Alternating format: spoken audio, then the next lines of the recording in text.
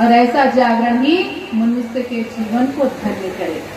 तो ऐसा जागरण करना, तभी साहेब कह रहे हैं जुगन जुगन का सोया मेरा मनुआ दे सप्त शब्द जगाए।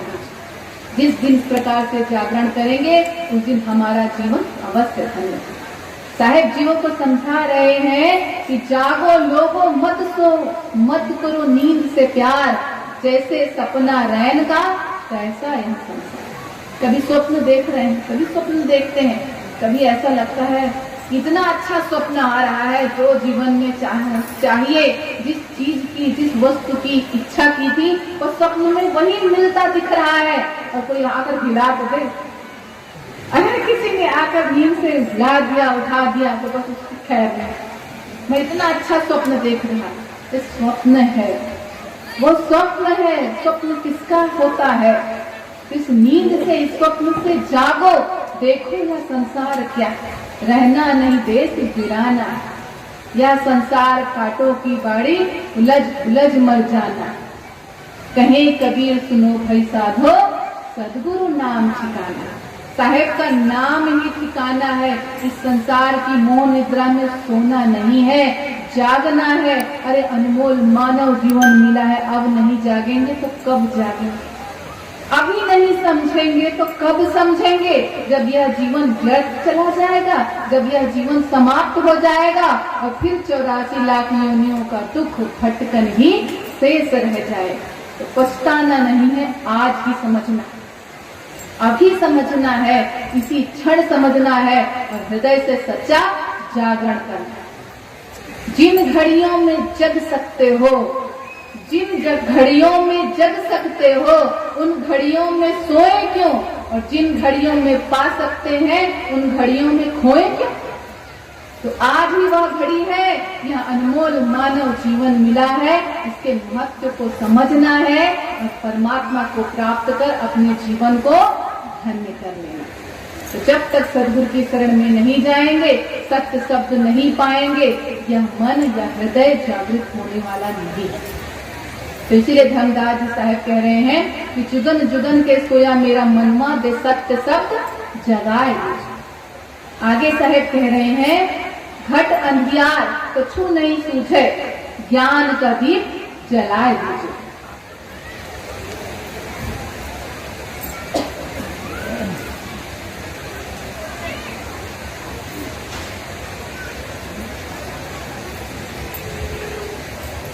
धनी धर्मदास जी साहब आगे पद में कह रहे हैं कि घट अंधियार कछु नहीं सूझे, ज्ञान का दीप जलाए दीजिए। इस हृदय में अज्ञान का अंधकार व्याप्त है, जन्म जन्मांतर से अज्ञानता का अंधकार व्याप्त है, जिसके फलस्वरूप जीव अपने उद्देश्य, अपने लक्ष्य से भटक गया, दिशा बोध नहीं हो पा रहा है। जीव को दिशा बोध कराएगा, इस अज्ञान अंधकार, अज्ञान तिमिर को मिटाएगा सद्गुरु। देखिए इस बाह्य संसार में अगर अंधकार है तो सूरज, चांद, तारे, दीपक के प्रकाश से हम अंधकार को दूर कर सकते हैं, प्रकाश को प्राप्त कर सकते हैं। परंतु इस अंतर जगत के अंधकार करते, जो इस अंतर जगत में जन्म जन्मांतर का विषय विकार जनित अज्ञान अंधकार फैला हुआ है, पसरा हुआ है, उसे मिटाएगा। कोटिक चंदा उगही सूरज उगे जार, बिन सद्गुरु नहीं चांदना हृदय घोर अंधकार। करोड़ों चंद्रमा, हजारों सूरज, अनगिनत तारे भी मिलकर इस अंतर जगत में व्याप्त अंधकार को मिटा नहीं सकते। सिर्फ सद्गुरु के ज्ञान का दीपक ही इस अज्ञान अंधकार को मिटा सकता है। सद्गुरु ही वो ज्योतिर्मय प्रकाश स्तंभ है, जिनके बताए गए ज्ञान के प्रकाश में चलकर जीव अपने लक्ष्य, उद्देश्य, परम पद प्राप्ति को पा सकता है और अपने जीवन को धन्य कर सकता है। गुरु प्रताप भव मूल विनाश, विमल बुद्धि और ज्ञान प्रकाश। बिना सद्गुरु की कृपा से यह भव मूल मिटने वाला नहीं है और हृदय में ज्ञान का प्रकाश फैलने वाला नहीं। सद्गुरु ही सहायता करते हैं। हमारे सबसे बड़े हितैषी, हमारे सच्चे मार्गदर्शक, पथ प्रदर्शक कौन है इस जीवन में? सद्गुरु। सद्गुरु ही हमें सच्ची राह दिखाते हैं, इस पर चलकर हम अपना जीवन धन्य कर सकते हैं। कैसे कैसे संकटों से सद्गुरु उबारते हैं। एक बड़ी सुंदर सी कहानी है इस विषय पर। एक बार एक राजा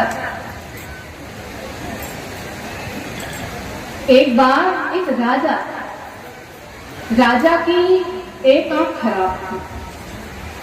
राजा एक आंख से देख नहीं सकता था, उसकी एक आंख खराब थी। राजा बड़े ही क्रोधी स्वभाव का, वह लोगों को अकारण ही दंड दे दिया करता था। उसकी प्रजा बड़ी डरी सहमी रहती थी कि कब यह राजा बिना किसी कारण के हमें दंड दे दे। बड़ा क्रोध था राजा के भीतर। उस राजा के राज्य में एक चित्रकार था। चित्रकार बड़े सुंदर चित्र बनाता था। धीरे धीरे चित्रकार की ख्याति प्रसिद्धि फैलने लगी और यह ख्याति प्रसिद्धि फैलते फैलते राजा के कानों तक पहुंची। राजा ने जब चित्रकार के विषय में सुना तो उसे अपने राजमहल में बुलाया और राजमहल में बुलाकर कहा, तुम मेरा एक बहुत सुंदर चित्र बना। चित्र सजीव भी होना चाहिए, सुंदर भी होना चाहिए। अगर चित्र तुम्हारा बनाया हुआ मुझे पसंद आया तो तुम्हें मुंह मांगा इनाम मिलेगा, पर अगर चित्र मुझे पसंद नहीं आया तो तुम्हें मृत्यु दंड मिलेगा। चित्रकार घोर संकट, काटो तो खून नहीं, क्या करूं? बड़ी समस्या, 3 बड़ी समस्या उसके सामने, क्या करूं मैं? 3 बड़ी समस्याएं उसके सामने। उसने सोचा, अगर मैं राजा का चित्र बनाता हूं और उसकी एक आंख को खराब बनाता हूं तो चित्र सुंदर नहीं लगेगा, और चित्र सुंदर नहीं लगेगा तो ये मुझे प्राण दंड दे देगा। दूसरी समस्या, अगर मैं अभी खड़े खड़े मना कर दूं कि मैं चित्र नहीं बना सकता, तब तो ये मुझे अभी प्राण दंड दे देगा। और तीसरी समस्या कि अगर मैं उसकी विकार को छुपाते हुए, उसकी आंख की खराबी को छुपाते हुए उसकी दोनों आंखें सुंदर बना दूं तो चित्र तो सुंदर बन जाएगा, और ये भी हो सकता है कि राजा चित्र देखकर नाराज हो जाए कि तुमने मेरा उपहास किया, तुम मेरे विकार, तुम मेरी कमी का मजाक उड़ा रहे हो, और उस स्थिति में भी मुझे प्राण दंड दे सकता है। तो मैं कुछ भी करूं, प्राण दंड तो निश्चित ही। बड़ा आकुल व्याकुल परेशान, क्या करूं मैं? कहीं चैन नहीं मिल रहा था, बड़े घोर संकट में। क्या करूं, कैसे बचूं इस समस्या से? लोगों से सलाह मांगने गया, क्या करूं बताइए, आप कुछ बताइए। तो लोगों ने कहा, तू अपना घर परिवार लेकर रातों रात भाग जा। तो चित्रकार ने कहा, ये कैसी सलाह दे रहे हो भाई? वो राजा है, शक्तिशाली है, मैं कहीं भी छुपूंगा, खोज कर निकलवा लेगा और तब भी मुझे प्राण दंड ही मिले। तो प्राण दंड तो निश्चित ही है। अब मैं ऐसा क्या करूं जो इस दंड से बच जाए? किसी के पास कोई उत्तर नहीं। रात होती रही और चित्रकार सोचते रहे, कोई उत्तर जब नहीं पूछा, पूर्ण रूप से निराशा जब घर कर गई, तब क्या सोचा? प्राण दंड तो मिलना ही, प्राण तो छूट नहीं। कल राजा ले ले कि मैं आज स्वयं ले लूं।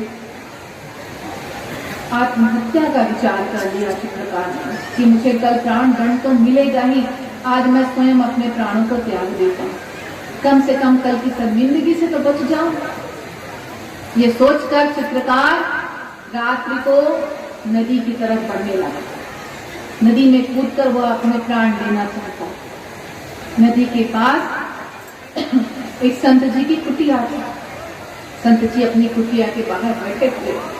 इतनी रात को जब एक व्यक्ति को धीरे धीरे नदी की तरफ जाते देखा तो संत जी समझ गए।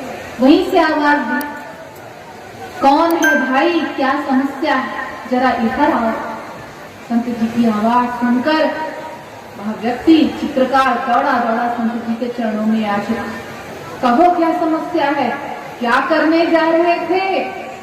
यह बात सुनकर वह चित्रकार रोने लगे और अपनी सारी कथा सुनाई, अपनी सारी बातें संत जी को कह सुनाए कि उस पर क्या बीता।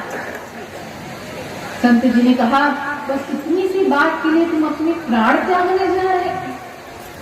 मैं तुम्हें उपाय बताता हूं, मैं तुम्हें उपाय बताता हूं, जैसा मैं कहता हूं बिल्कुल वैसा ही करना।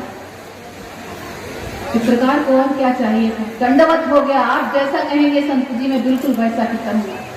संत जी ने कहा, पर मैं अपने उपाय बताने से पहले मेरी एक शर्त है। चित्रकार ने कहा, क्या शर्त है? संत जी ने कहा कि राजा ने जो मुंह मांगा इनाम मांगने के लिए कहा है, वो मैं जो कहूंगा तुम वही मांगो। चित्रकार ने कहा, संत जी मेरे प्राणों के लाले पड़े हुए हैं, इनाम किसको चाहिए? आप जो कहेंगे मैं वो मान लूंगा, बस किसी भी तरह से मेरे प्राण बचाइए। संत जी ने उसे उपाय बताया। उपाय जैसे ही व्यक्ति ने, चित्रकार ने सुना, उसके मुख पर प्रसन्नता, संत जी को प्रणाम किया और दौड़ा अपने घर की तरफ और जैसा संत जी ने कहा था बिल्कुल वैसा चित्र बनाया और दूसरे दिन सुबह राजमहल में प्रस्तुत हुआ। चित्र लेकर प्रस्तुत, पूरा राज प्रांगण खचाखच लोगों से भरा। लोग देखना चाहते थे कि यह चित्रकार क्या बनाता है, इसके साथ क्या होता है। चित्रकार ने चित्र सामने रखा और जैसे ही चित्रपट से पर्दा उठाया, सबने देखा राजा के मुख पर भी प्रसन्नता का था। चित्र में क्या बना था? चित्रकार ने राजा के चित्र को एक घुड़सवार राजा के रूप में प्रस्तुत किया था, जो अपने शिकार पर निशाना लगाया। अब देखिए, जब शिकार पर निशाना लगाया जाता है तो एक आंख बंद रहती है, जिस आंख से निशाना लगाया जाता है वो आंख बंद रहती है। तो चित्रकार ने उसकी वही आंख से निशाना लगाया जो आंख खराब। चित्र सजीव भी था, सुंदर भी था, वीरता से परिपूर्ण था। राजा बड़ा प्रसन्न हुआ, बोला, कहो क्या मांगते हो? तुम जो कहोगे वो तुम्हें इनाम में मिलेगा। चित्रकार ने जैसा संत जी ने कहा था वही कह सुनाया। क्या कहा चित्रकार ने? चित्रकार ने कहा, महाराज मुझे धन नहीं चाहिए, मुझे कोई इनाम नहीं चाहिए, मैं बस इतना चाहता हूँ कि आप अपना क्रोध त्याग दें। राजा के लिए उसकी प्रजा उसका परिवार होती है। आप अकारण ही किसी को भी बिना किसी बात के दंड देते हैं और पाप के भागीदार बन रहे हैं। मैं आपसे बड़ा प्रेम करता हूँ, मैं नहीं चाहता कि मेरे राजा पाप के भागीदार बने। आप क्रोध त्याग दीजिए, बस मैं यही इनाम चाहता हूँ। राजा बड़े खुश हुए, बड़ा प्रायश्चित हुआ, क्रोध त्याग दिया। देखिए संत जी का काम, दो व्यक्तियों के प्राण बचाए संत जी। एक जिसके प्राण लिए जा रहे तो इस चित्रकार के प्राण तो बचाए ही, और जो राजा जो क्रोध कर कर पाप का भागीदार बनते जा रहा था, उसे पाप से बचाकर उसका भी तो जीवन बचाया ना, उसे भी तो प्राण, उसके भी प्राण बचाए, उसे भी जीवन दान दिया, सच्चे अर्थों में जीवन का अर्थ समझा। तो इस प्रकार से सद्गुरु कार्य करते हैं। ये तो संसार की छोटी छोटी समस्याएं हैं, दुख है। सद्गुरु तो इस संसार के सबसे बड़े दुख, आवागमन के चक्र के दुख को निपटाते हैं, मुक्त कराते हैं। उनकी शरण में जाना ही श्रेष्ठ है। तभी साहब कह रहे हैं, घट अंधियार कछु नहीं सूझे, ज्ञान का दीप जलाए मुझे। तो हृदय में सद्गुरु के ज्ञान का दीप जलाना है और अपने जीवन को धन्य करना है। आगे साहब कह रहे हैं, विष की लहर उठत घट भीतर, अमृत बूंद चुआए दीजिए। मनुष्य के हृदय में, मनुष्य के जीवन में, मनुष्य के शरीर में विष की लहर उठ गई, जिसके फलस्वरूप जीव अचेत हो गया। किस विष की लहर की बात कर रहे हैं? कौन से विष की लहर बह रही है जिसने इस संसार में जीव को चेतनाहीन कर रखा है? काम, क्रोध, लोभ, मोह, अहंकार रूपी विष प्रत्येक जीव के भीतर भरा हुआ है, और जिसने इस जीव को इस संसार में बेहाल कर रखा है, अचेत कर रखा है, चेतना शून्य कर रखा है। कोई कितना भी पोथी पुराण पढ़कर स्वयं को ज्ञानी, विद्वान और दूसरे को अपने सामने तुच्छ है, अज्ञानी क्यों न समझे, इसके भीतर ये विषय विकार है। दोनों एक समान है सदगुरु के। काम क्रोध मद लोभ की जब लग घट में खान, क्या मूर्ख क्या पंडिता दोनों एक समान। दोनों का एक ही हस्त्र, एक ही परिणाम, एक ही फल होने वाला है कि वह जीव इस भव सागर में फंसा है। तो इन विषयों से मुक्ति कौन दिलाए? सदगुरु के ज्ञान का अमृत, सदगुरु के अमृत ज्ञान रूपी एक बूंद पड़ने से ही अनंत जन्मों से यह विश्व का लबालब भरा प्याला सूख जाएगा और मनुष्य का जीवन धन्य हो जाएगा। देखिए, जब हम विषय विकारों का नाम लिखते हैं, काम, क्रोध, लोभ, मोह, अहंकार, तो इसमें अहंकार सबसे पीछे आता है। भले ही अहंकार सबसे पीछे आता है और सबसे पहले यही होता है। सभी विषय विकारों के मूल में यह अहंकार ही है। अहंकार का अर्थ मैं मेरा का भाव, और जैसे ही मैं मेरा का भाव आया, सारे विषय विकार स्वयं जुड़ते चले जाते हैं। उदाहरण के रूप में देखिए, अगर हम किसी नदी में स्नान करने गए तो लाखों टन भार वाले समुद्र की धारा में जब डुबकी लगाते हैं तो उस लाखों टन भार का अनुभव हमें अपने सिर पर होता है? नहीं होता है। परंतु अगर उसी नदी से एक घड़ा जल भरकर हम अपने सिर पर रख लें तो कुछ देर में वही घड़ा, वही जल हमें थका देता है। क्यों? क्योंकि नदी का कोई स्वामी नहीं बनता, नदी का कोई मालिक नहीं बनता, परंतु जैसे ही घड़े के प्रति मैं, ये मेरा घड़ा है, मैं इस घड़े का मालिक हूँ, यह भाव आता है, बस वही भार शुरू हो जाता है। सारे विषय विकार स्वयं इस मैं मेरा से जुड़ने शुरू हो जाते हैं, जिसके फलस्वरूप जीव आत्मकल्याण से वंचित रह जाता है।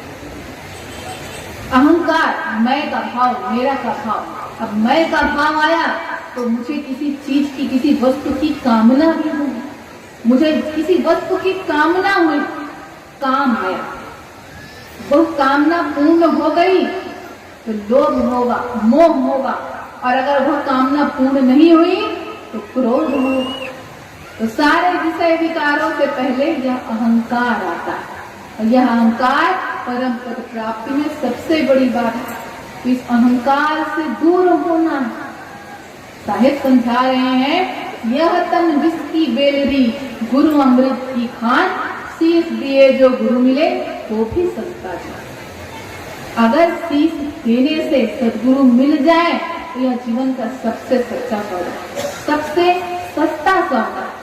भाई कोई हमसे कहे कि तुम अपने घर से कांच पत्थर के टुकड़े ले आओ और उसके बदले में तुम्हें हीरा दूंगा, अनमोल हीरा दूंगा, तो उससे सस्ता सौदा क्या होगा? अगर कोई हमसे कहे तुम एक प्याला विष ले आओ, उसके बदले में तुम्हें एक प्याला अमृत दूंगा, तो इससे सस्ता सौदा क्या होगा? एक पल की भी देरी नहीं लगाएंगे ऐसा सौदा करने में हम, परंतु यहाँ देरी लगाते हैं। सदगुरु के चरण में शीश नहीं झुकाते।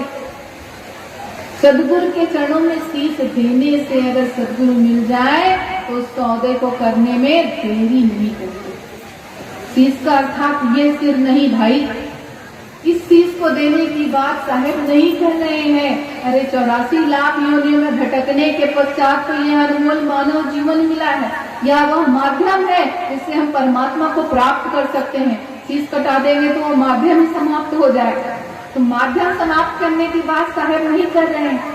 जो इस शरीर पर खड़ा है यह शीश नहीं, जो इस अंदर में, भीतर में, इस मन पर खड़ा है अहंकार रूपी शीश, इस शीश के विसर्जन की बात कर रहे हैं साहब। ऐसे शीश अहंकार को विसर्जित करेंगे और सदगुरु के चरणों में प्रेम भाव से, भक्ति भाव से झुकेंगे, तब जीवन का कल्याण सुनिश्चित। तो इसीलिए साहब कह रहे हैं यह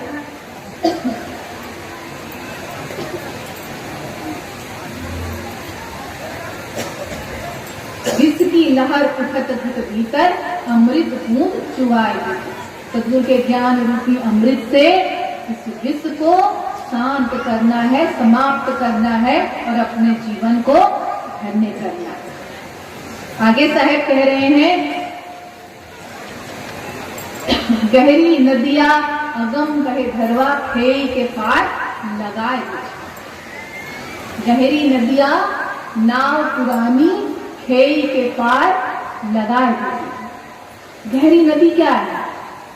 यह भवसागर गहरी अथाह अगम नदी, इसका प्रवाह तेज है और यह शरीर, यह मानव जीवन जीर्ण शीर्ण हो गया, पुराना हो गया, दुर्बल हो गया।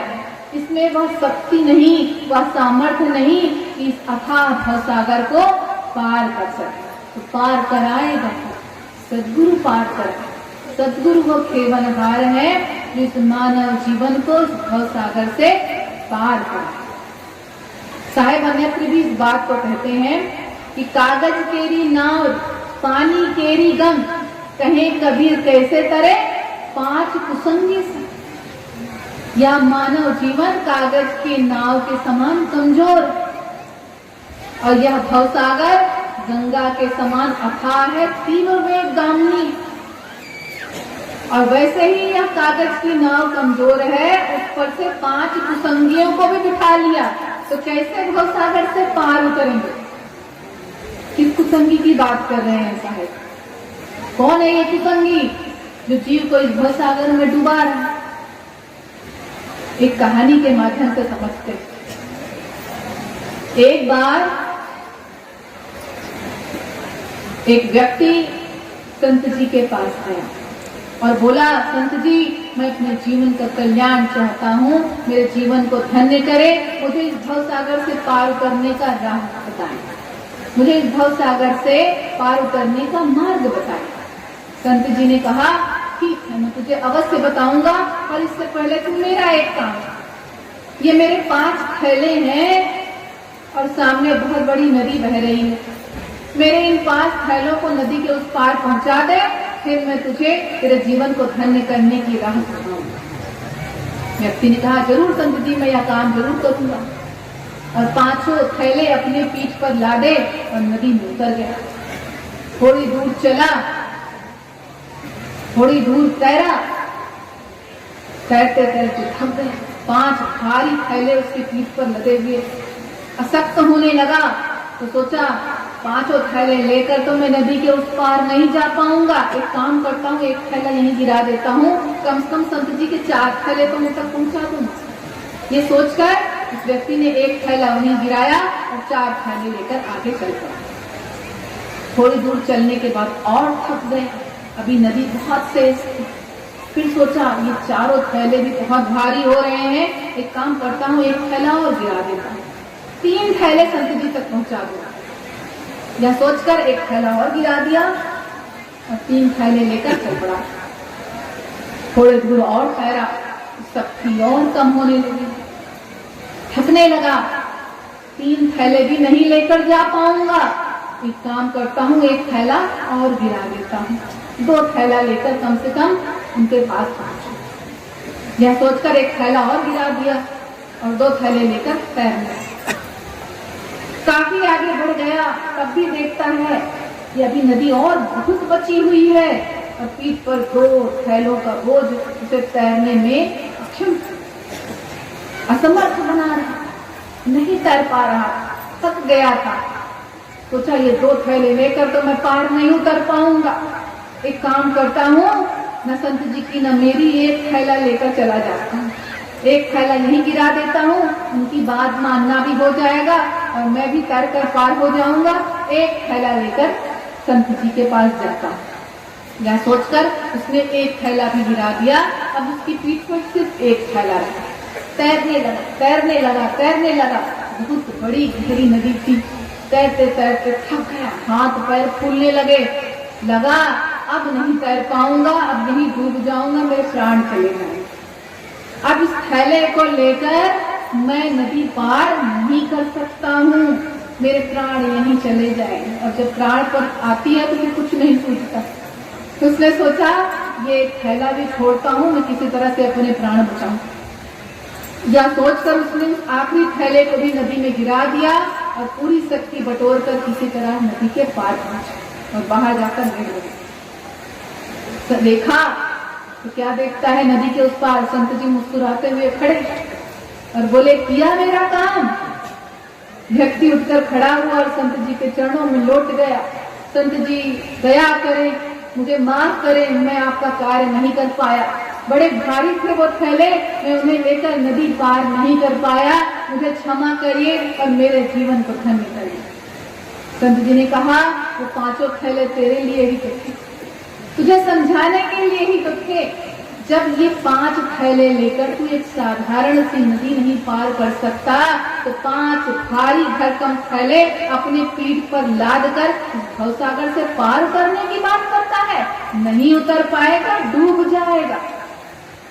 व्यक्ति ने कहा, कौन से 5 थैले महाराज, मैंने तो कोई 5 थैले न ढोए हैं अपनी पीठ पर। संत जी ने कहा, देख, काम, क्रोध, लोभ, मोह, अहंकार के 5 थैले तूने सदैव अपनी पीठ पर लाद रखा है। इसके फलस्वरूप भवसागर रूपी नदी में फंसा हुआ है, डूब रहा है और डूब भी जाएगा। तो जो कोई लादेगा भार तो नहीं उतरेगा पार। और यही बात है सार। इस सार बात को हमें समझना है। इन विषय विकार रूपी थैलों को, भार को अपने जीवन से उतार फेंकना, इस हृदय से इन विषय विकारों को, इस हृदय को इन विषय विकारों से रीता करना है, निर्मल करना है, पावन करना है, पवित्र करना है, तभी इस भवसागर से पार कर सकते हैं। सद्गुरु की शरण में जाना है, विषय विकारों से रीता होकर पावन पवित्र पुनीत मन के साथ, हृदय के साथ उनके शरणागत होना। वो इसी हेतु तो इस संसार में आए, सद्गुरु इसी हेतु इस संसार में आए। अमर लोक से हम चली आए, आए जगत मझारा हो, जीव दुखित देखे भवसागर, का कारण कब उधारा। इस संसार में आवागमन के चक्र में फंसे हुए दुखों को, जीवों के दुखों की निवृत्ति और उन्हें परम पद प्राप्त कराने, सुख प्राप्त कराने ही तो सद्गुरु इस संसार में आए। अब कहना हमें और उनकी शरण में आए जीव का कल्याण करने से कोई रोक नहीं सकता। स्वयं साहब इस बात को कहते हैं कि मैं कबीर विचलो नहीं शब्द मोर समरथ, ताको लोग पहुंचाई हो जो चढ़े शब्द के। सद्गुरु के शरण होना है, सत्य शब्द को प्राप्त करना है और अपने जीवन को धन्य करना है। पद के अंतिम में धनी धर्मदास जी साहब कहते हैं कि धर्मदास की अरज गुसाई जीवन बंद छुड़ाए दीजिए। धनी धर्मदास जी साहब अर्ज कर रहे हैं, विनती कर रहे हैं, प्रार्थना कर रहे हैं कि आवागमन के चक्र को काटिए, इस भव बंधन को मिटाइए। देखिए, जीवन में 4 बातें कभी नहीं भूलनी चाहिए। कौन सी 4 बातें? कर्ज, मर्ज, फर्ज और अर्ज। कर्ज, किसी से कर्ज लिया है तो उस कर्ज को जरूर चुकता करें, उस कर्ज को जरूर वापस करें, क्योंकि उसने जब हम परेशानी में थे हम पर विश्वास करके हमें कर्ज दिया है, तो उसका यह विश्वास सदैव बना रहे कि वो किसी जरूरतमंद की सहायता करे। उसके इस विश्वास को बनाए रखने के लिए कर्ज जरूर चुकाए। दूसरा है मर्ज। कोई बीमारी हो गई है तो उसे अनदेखा न करे। आंख मूंद लेने से कोई समस्या समाप्त नहीं होती है। हम आंख बंद कर ले तो हमारी समस्या का समाधान हो जाए, ऐसा होने वाला नहीं। बीमारी प्रारंभिक अवस्था में है तो उसका इलाज करा ले और स्वस्थ हो जाए। अगर अनदेखा करेंगे वह बीमारी विकराल रूप दे सकती है, जिससे प्राणों के लाले हो सकते हैं। तो मर्ज का इलाज जरूर कराएं, बीमारी का इलाज समय रहते ही कराएं। अपने शरीर का ध्यान हम नहीं रखेंगे तो दूसरे क्या रखेंगे? दूसरों से अपेक्षा करते हैं लोग, अरे भैया हम तो घर में बीमार हैं, कोई हमारी सहायता कर दे, कोई हमको ले जाए इलाज करा दे। क्यों भाई? शरीर तुम्हारा है कि दूसरे का है? जब अपने शरीर के लिए हम नहीं खड़े होंगे तो दूसरा थोड़ी खड़े होगा।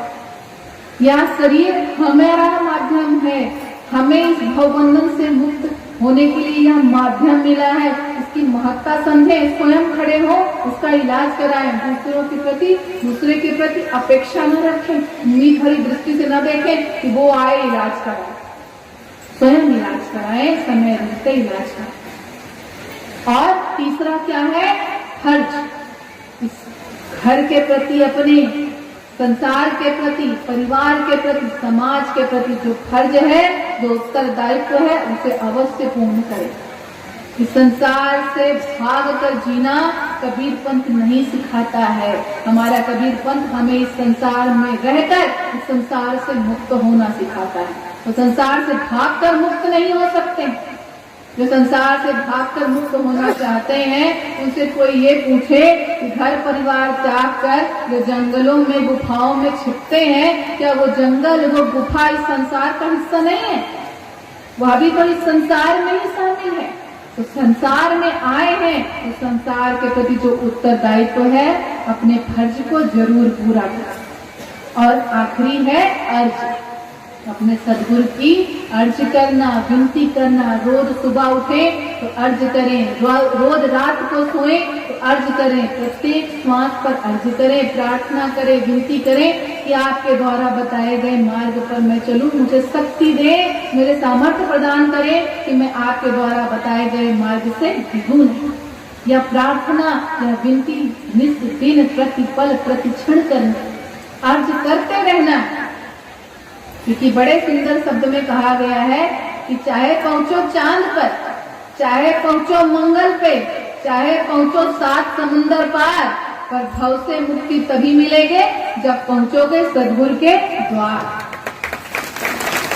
तो सद्गुरु की शरण में जाना है और अर्ज करते रहना है, विनती करते रहना है। कभी तो हमारी अर्ज, कभी तो हमारी विनती साहेब सुनेंगे, कभी तो हमारी भक्ति से रीझेंगे और हम पर दया करेंगे, हमारा जीवन धन्य करेंगे। तो अर्ज करते रहना। जीवन में दृढ़ संकल्प कभी नहीं छोड़ना, भक्ति कभी नहीं छोड़नी। देखिए, इस संसार में सत्य कभी छुपता नहीं और कोशिश करने वाले की कभी हार नहीं होती। तो कोशिश, प्रयास करते रहना है। सृष्टि किससे बनी है? दृढ़ संकल्प से ही बनी है।